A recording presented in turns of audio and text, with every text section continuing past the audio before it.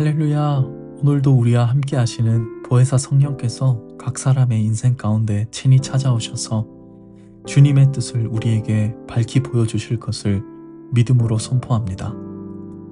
주님의 말씀을 사모하고 주님의 말씀을 믿는 자에게는 주님의 선한 인도하심이 있는 줄로 믿습니다. 오늘 주어진 하루가 주님의 선한 인도하심이 있는 이 하루가 되시길 소망하며 2024년 2월 28일 수요일 아침 예배 성삼위 하나님께 올려드립니다. 오늘 본문은 욥기 22장 1절에서 20절까지의 말씀입니다. 이제 함께 주님의 말씀을 받겠습니다. 대만 사람 엘리바스가 대답하여 이르되 사람이 어찌 하나님께 유익하게 하겠느냐. 지혜로운 자가 자기에게 유익할 따름이니라. 내가 의로운들 전능자에게 무슨 기쁨이 있겠으며 내 행위가 온전한들 그에게 무슨 이익이 되겠느냐. 하나님이 너를 책망하시며 너를 신문하심이 너의 경건함 때문이냐. 내 악이 크지 아니하냐. 내 죄악이 끝이 없느니라. 까닭 없이 형제를 볼모로 잡으며 헐벗은 자의 의복을 벗기며 목마른 자에게 물을 마시게 하지 아니하며 줄인 자에게 음식을 주지 아니하였구나. 권세 있는 자는 토지를 얻고 존귀한 자는 거기에서 사는구나. 너는 과부를 빈손으로 돌려보내며 고아의 팔을 꺾는구나. 그러므로 올무들이 너를 둘러있고 두려움이 갑자기 너를 엄습하며 어둠이 너로 하여금 보지 못하게 하고 홍수가 너를 덮느니라. 하나님은 높은 하늘에 계시지 아니하냐. 보라, 우두머리가 별이 얼마나 높은가. 그러나 내 말은 하나님이 무엇을 아시며 흑암 중에서 어찌 심판하실 수 있으랴. 빽빽한 구름이 그를 가린즉 그가 보지 못하시고 둥근 하늘을 거니실 뿐이라 하는구나. 내가 악인이 밟던 옛적 길을 지키려느냐. 그들은 때가 이르기 전에 끊겨버렸고 그들의 터는 강물로 말미암아 함몰되었느니라. 그들이 하나님께 말하기를 우리를 떠나소서 하며 또 말하기를 전능자가 우리를 위하여 무엇을 마실 수 있으랴 하였느냐. 하나님이 좋은 곳으로 그들의 집에 채우셨느니라. 악인의 계획은 나에게서 머니라.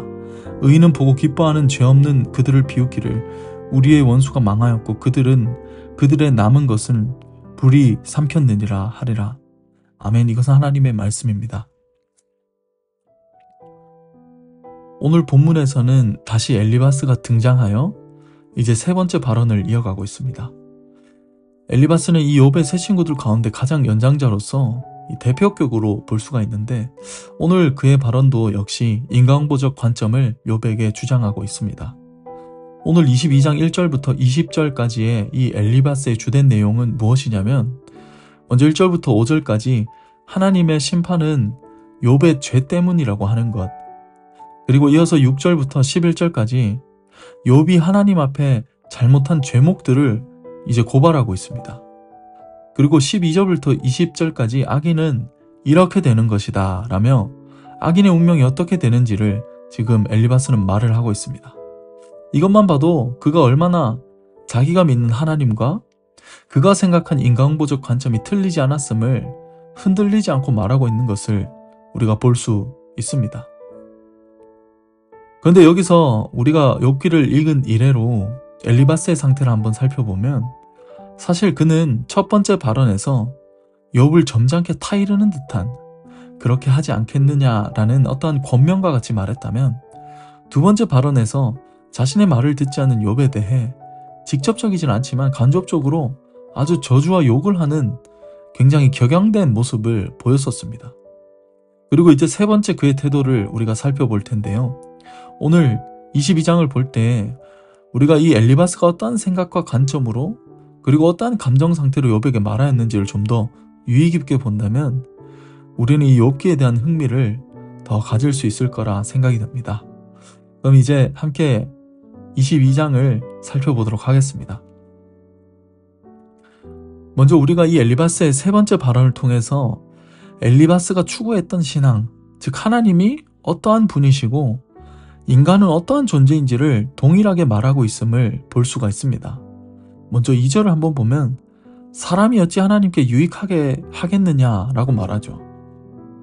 이것은 엘리바스가 생각하는 인간이 어떠한 존재인지를 그리고 이러한 인간을 바라보신 하나님이 어떠한 분이신지를 바라볼 수 있는 장면이죠.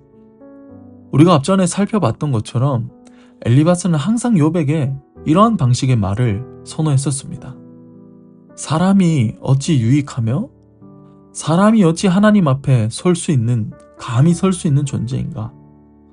이것이 엘리바스가 생각하는 인간이었습니다. 분명 엘리바스의 이 말은 잘못된 것이 아니죠. 또 12절을 한번 볼까요? 하나님은 높은 하늘에 계시지 아니하냐 라고 하죠. 이 표현은 엘리바스가 생각하는 하나님이 어떠한 분이신지를 볼 수 있는 장면입니다. 바로 높은 하늘에 계신 하나님, 천상의 모든 존재들보다 더 높고 더 크신 하나님, 인간이 감히 맞이할 수 없고 너무나 거룩한 분이시라는 겁니다. 여러분, 우리는 여기서 엘리바스가 추구했던 이 인간고적 관점에 대한 이해가 어떠한 신앙적 결과를 낳는지 살펴볼 수가 있습니다. 무엇이냐면 이 엘리바스가 말하였던 하나님, 그리고 인간이 어떠한 존재인지에 대한 부분이 사실 이 전통적 신앙 관점에서는 옳은 말들이죠.